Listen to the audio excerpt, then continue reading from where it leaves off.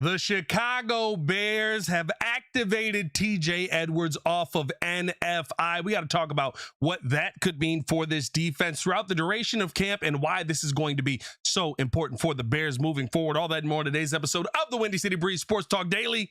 Let's go.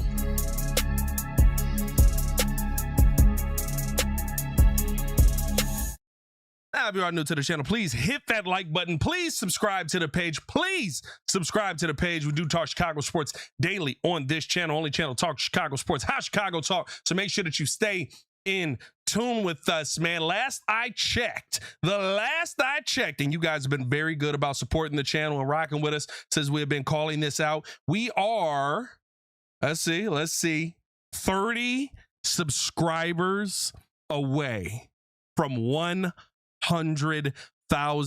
subscribers. If you have not subscribed to the channel, please subscribe to the channel. Let's start it off, ladies and gentlemen, as the Chicago Bears have activated TJ Edwards off of NFI. Now, this is good to see because first things first, just the fact that TJ is back at this point at all is kind of insane. I had to go back and re-educate myself on how bad the injury TJ had was. And I ended up watching the video a couple of times, and literally his leg looks like it actually twists off his body. So there's so much that he had to overcome to get back to this point, but it's very good to see him back onto the field. And the part that I'm excited about now is you get to, during camp, start to build up this relationship between him and between Devin Bush, right? Like, those are the two that I think now, especially with the injury that you just recently saw to Kobe Bryant, that are going to be massive for this defense. And there's a word, and I talked about this on the Chicago Bears podcast, there's a word that continues to pop up for the Bears, and with everything that they do, when we're talking about the left tackle competition, when we are talking about who's playing the defensive line, when we're talking about the quarterback position, and it's consistency. And I think that's what you get back when you get a player like TJ back healthy for the team, because there is no player, when you talk about tackling, when you talk about being able to finish the play the right way, when you talk about chasing a player down, no matter what it is, TJ is consistent in his effort. And whether you feel like there's a limit to his talent, whether you feel like, that's the best that he's going to be, consistency is very key. And it's what got him paid, right? Like he's putting up essentially just about every season, except when he was banged up last year, similar numbers to what you're seeing from Roquan Smith in an off-ball position. Like, those are the things that as a Bears fan, to me, I say, okay, this defense might be bad, but I can count on that, right? Those are the things that I look at. The Jalen Johnsons, right? Jalen may not be, taking the football away 10, 15 times, but when you see Jalen on the field, you know that as far as pass breakups go, he's one of the best that there is out there. He's one of those guys that you can count on to go out there and get the job done when it comes to shutting down a side of the field or PBUs. That's the consistency that we're hoping to see get back for Jalen Johnson this upcoming season. I just think adding consistency to the equation that already is here with adding Devin Bush into this, that's going to mean a lot for this team. By the way, the only guy who on this team played well in the system last season, I guess if you want to throw Montez in there as well, you could say that. But there's not a lot of guys out there who could teach this system, who could teach what this is supposed to look like, who could help guys on the field that actually had success in the system last season. So for me, when I see TJ coming back, a player who had success, a player that can teach the system, a player that can help guys on the field, and you're starting to build that up with Devin Bush. I don't know why I keep forgetting his name. When you're starting to build that up with Devin Bush and that relationship, I think it's going to make Devin Bush better, who has been pretty good here at training camp. I think, one of the things that hasn't been talked about a ton is a lot of the upside that we're seeing on the defensive side of things is Devin Bush flying around the field and making plays. that is going to only help even more because now you've got somebody who you know you can count on to make that opposite play. Let me know how you guys feel about TJ coming back. What are your thoughts on TJ Edwards and how big is this for this Bears defense? Now, do I think that the defense is fixed? Do I think that the answers are there? No, I still kind of live in that world that Yurko talked about a few years ago where he said when Ryan Poles first got here and he was like, if you don't have a defensive line, your linebackers are going to be fighting for their lives. I kind of still feel that's where the Bears are at right now. You're going to have linebackers fighting for their lives. You're going to be out there trying to figure a lot of stuff out as it happens because there's not going to be a ton of pressure on quarterbacks, which means you're going to have to be better in coverage, which means you're going to have that speed on tight ends, and you're going to have sure tackles because there's going to be a lot of easy stuff underneath there for you. But it does feel good to have a player back on the field that you at least know, hey, we've got that answer. We've got that guy. That's something that we don't have to question moving forward. And you're pairing that up with guys that I think are answers. Jack Sanborn. I know he's not the fastest, but I've always talked about Jack Sanborn as somebody who's so smart at the linebacker position that he can be there on the ball before the receiver is turning his head, almost as if he knew what the receiver was going to do before that got there, or the running back, or the tight end out of the backfield. You've seen that from Sanborn a ton. DeMarco Jackson thrived in this system last season. So, like, I look at those two players as also benefiting from TJ, but just guys, again, that are answers that you can count on to do their job well. And I think that that's going to help you have a very strong linebacking core. We don't talk about the linebacking core enough here, and we just haven't because we're so focused on the struggles at the defensive line. And of course, what Ryan Poles said about, the quarterbacks being able to hold the football a little bit longer and because the coverage is going to be so good. Like, yeah, I guess in theory, I get what you're saying, but this is a linebacking core that very solid with some good speed in the middle. I think that's going to be very beneficial for the Bears. Again, like I said, let me know how you guys feel about that. Shout out to you guys in the chat already. Andre Bryant in here. Don Burr is in the building. He's back talking his garbage already, like he didn't finish in 4th place. Brother George in the building, man. Rogue Agent in the building as well. Bears Junkie in here. Lord Crimson. Shout out to you guys for tuning in and showing love, man, as always. Andre Bryant 24 said, is Dylan Thieneman more of a box safety, or is he just getting cooked by a top 5 tight end in the league as a rookie? I think that Thieneman can kind of do a little bit of everything. That's why you drafted him, right? And now the pressure is even higher, but he can do a little bit of everything. You kind of drafted Dylan Thieneman to be very similar to Kobe Bryant, where you can use him all over the field. You can,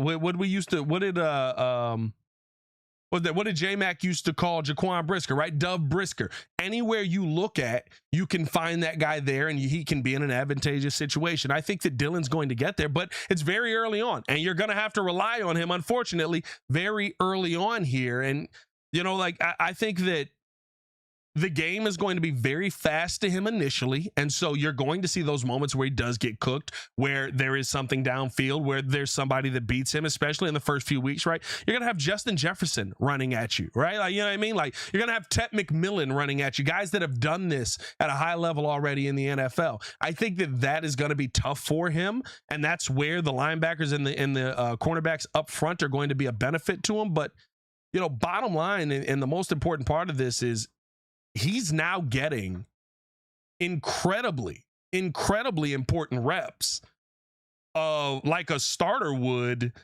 I'm sorry, not a starter, like the number 1 safety would, because of Kobe going out. He's going to learn a lot over these next couple of weeks, and he's going to learn a lot through that preseason process. So I'm not worried about Dylan. I don't think that he's going to be a godsend the second he steps on the field, but he talked today at the podium, and he talked about how, hold on, let me see that. I had to send this out.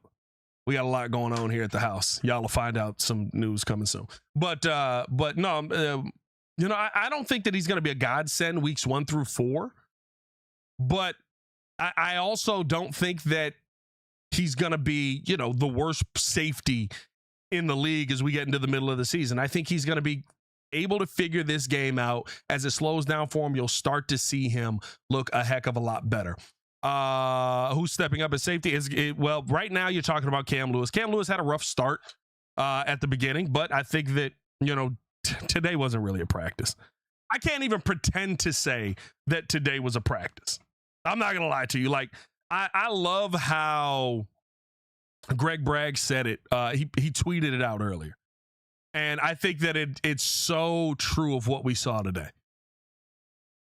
He said, today's practice could have been sent in an email. And dog, like, you didn't see really anything today. Caleb had a solid red zone period of 7-on-7, but there wasn't anything crazy that I think you saw today. And so, like, I can't really take anything away from what Cam Lewis did today. I think that overall, though, if you're the Bears, you don't feel like you're devoid of talent at the position, and now you're going to have to stumble your way through. But it doesn't change anything for me because I always thought you were going to have to stumble your way through. I always looked at this Bears defense as if it was going to be something that you were going to have to figure out as the season went on, just like you had to do last season. You know what I mean? Like, I never looked at this as like, this is going to be the answer. I get it, right? Drew's here, and when Drew's on the show, he's kind of talked about this defensive line being better. He thinks that health is going to help. I don't. I think you're kind of just going to be who you are right now. And so I don't think that the conversation changed a ton on this Bears defense by losing Kobe Bryant. What I do think changes is you don't have that safety blanket back there. But I think that this was going to be a defense that was going to get attacked no matter what. So, like, as far as who's going to step up, maybe it is going to be Cam Lewis. Maybe it is going to be, Elijah Hicks when Elijah Hicks comes back. But that's down the road. Let me know how you guys feel in the comments below, man. Hit that like button. Subscribe to the page. Leave a 5-star review. Y'all know what to do. Appreciate y'all for tuning in and showing love. I might literally have to call my wife on this live right now because she is clearly not paying attention to her phone.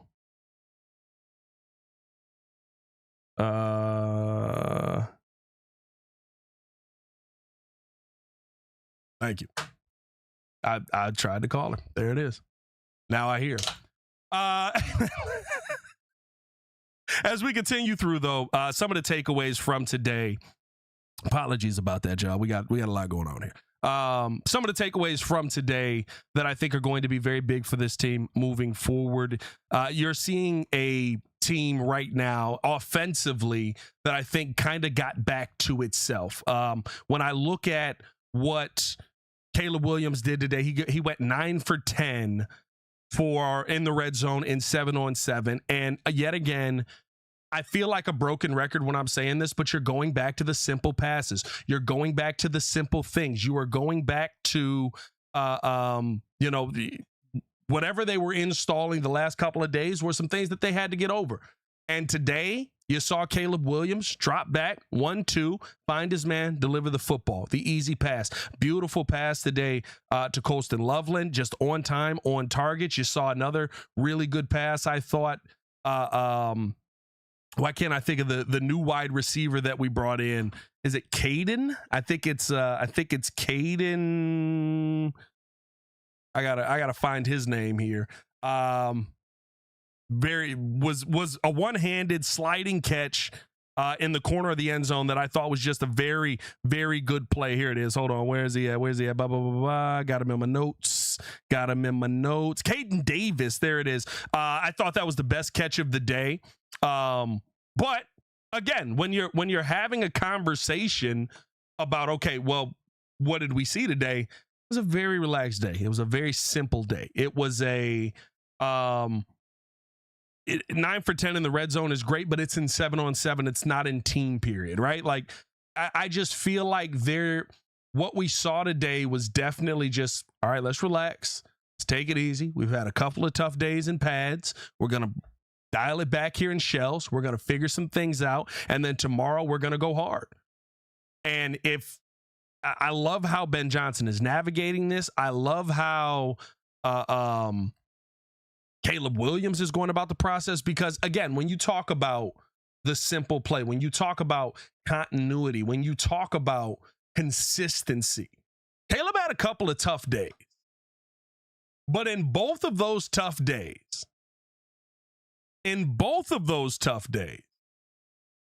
still saw an offense that was able to move the football down the field. He just had to get back to himself. And I really think that what we saw at the end of the season, what we saw on that final play that the offense made, where he throws the interception, I think that really shaped his mindset coming into this camp. I think that really shaped how he's trying to go through his reads, his process. And it doesn't mean that he wouldn't have thrown that pass. I do think that he would have thrown that pass to DJ Moore. I think he would still throw that pass to DJ Moore, right? Like that's kind of his mindset. And Ben Johnson and Press Taylor and Caleb Williams have all talked about how they want to make explosive plays. They want to go out there and be an explosive offense. You can't be explosive if you're not taking shots down the field. But you know what? In the first quarter of games, while explosive is fun, sometimes you just got to take deposits. Sometimes you just got to keep putting money in the bank. In the second quarter of the game, when maybe it's an ugly day, sometimes you just got to just dump that off there. We got DeAndre Swift right here. Let's just dump that off. Let him make a play. We got Luther Burden over here. Let's just drop that one off there. Let him make a play. That's where I feel Caleb Williams has gone to with this. And I think you saw him get back to that today in the one period that was them going at it. I think that's what you'll probably see tomorrow in pads, because the defense has won 2 of those days in pads. And I think that there are things, the part that people don't talk about enough, right? And shout out to Dan Tana for the $4.99 super chat. He said, we need Edwards back, solid tackler, 100%. The part that people don't talk about enough is that this is still install period. They're learning new things. This is not, you're still working on the same stuff from last season. This is not, you're working with the stuff that you're comfortable with. You're pushing the envelope right now. And so that's why you see the up and down days, right? That's why you're seeing, days where it looks great, days where it looks rough. But when you get back to the things that Caleb knows, Caleb is operating in that process at an elite level right now.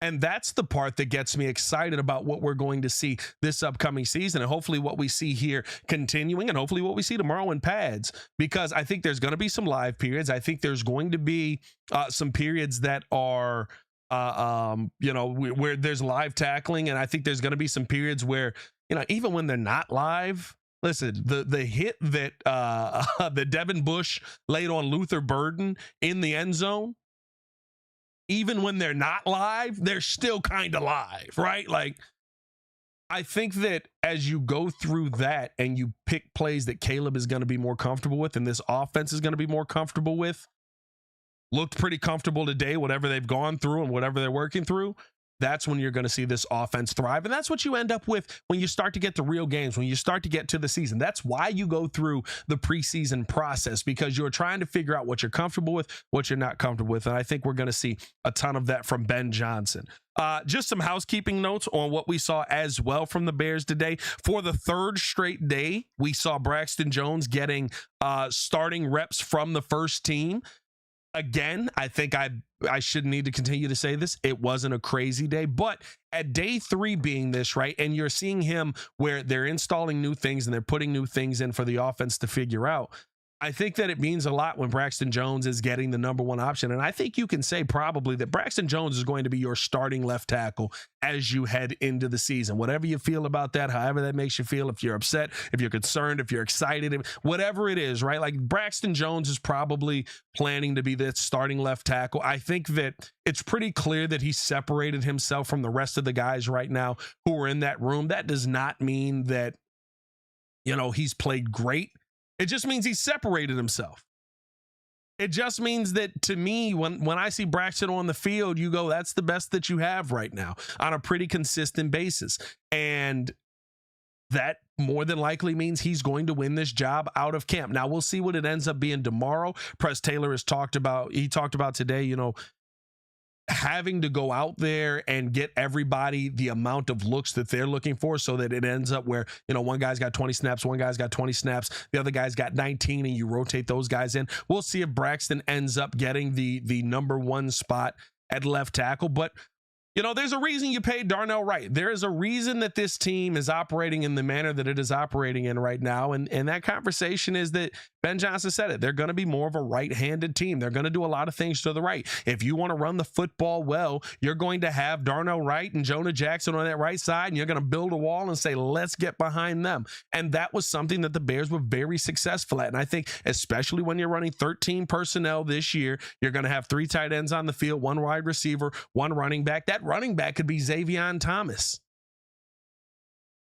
right? That running back could be DeAndre Swift more times than not. Probably will be, unless you want to go with a more of a power run in there, right? That running back could be Xavier Ahmed, who has performed very well here throughout training camp. So I look at it as a team that, you're going to be a little bit more right-handed if Braxton Jones is in there with that starting left tackle, but it doesn't mean you don't have options. And those options, to me, when you're running 13 personnel, I think are very, very strong on that left side. And you can do a ton out of that with a tight end like Colston Loveland. Hit that like button if you guys have not done so. Subscribe to the page if you haven't done so. Like I said, we are 30 subscribers away. I believe we are still 30 subscribers away from 100,000 subscribers. We are 27 subscribers away from 100,000. We appreciate y'all for tuning in and showing love as always, man. Final thing before I get up out of here, and big shout out to you guys. What was the final thing that I was going to bring up? Oh, Veteran Day today for left guard Joe Thuney and defensive tackle Grady Jarrett. Both were given veteran rest days. They will be in pads tomorrow, so that makes a lot of sense. There was a lot of banging. That was crazy. There was a lot of hard contact that happened in that live period the other day. So I like that Ben Johnson and Dennis Allen are keeping track of this. Don Burr said, at Pat, should I subscribe? Don Burr, if you're not subscribed at this point, brother, I don't really know what to talk about with you. But no, I think that I really like the fact that you are seeing Ben Johnson keep these guys who are the older veterans in mind. Doesn't mean that it's like how Mercedes Lewis was, where Mercedes wasn't playing at all. But I like that he's keeping them in mind. And he's saying, listen, we're going to need you guys for 17 games, hopefully longer. We're going to need you guys throughout the season. I wouldn't be surprised if there are nicks and bruises that happen, that you see this happen throughout the season as well, where you're giving these guys veteran days. You want to see a coaching staff that is approaching this in a smart manner. And while you're treating everybody the same, it doesn't mean that you're treating everybody's body the same, I guess is the right way to say it. And what Grady Jarrett is recovering from based on last year. Second half of the season, he was a lot better of a player than he was in the first half of the season. What Joe Thuney went through last season, going to war for you and playing all of those games, right? You want to make sure that you have warriors like that on the field. So I really like the fact that the Bears are going through this process. I really like the fact that the Bears are being smart about this, and hopefully this is something that we see continue. Not a ton to jump into on today's episode, man. Just like I said, it wasn't much of a practice day, if we're being honest here. But hopefully, we see. I mean, it's so much fun watching padded practices now, bro. Hopefully we see that continue. I can't even I get so excited when it's a pads day for the Bears, because my brain instantly goes back to the worst day that the Bears have as a padded practice now would be the best football we probably ever saw practice wise under Matt Eberflus or Matt Nagy. It's such an exciting feeling when you're out there watching these guys playing pads, because I know where the Bears have been. I know what our practices looked like. And it just feels good to be on the other side of this, man. It truly, truly does. Hey, man, we appreciate y'all for tuning in and showing love as always. Hit that like button, subscribe to the page, leave a 5-star review. Y'all know what to do. I'm going to get up out of here because y'all know I can't make up content that wasn't there. There wasn't much there today. So y'all stay safe out there, Chicago. We will be back tomorrow dropping more content. Stay tapped in with us, man. And where we at? Where we finishing at? We are 25 subscribers away from 100,000 subscribers. I'm so excited. Y'all stay safe out there, Chicago. Bed down. One love. Peace. Red Nation, are we here? The best show for Chicago sports.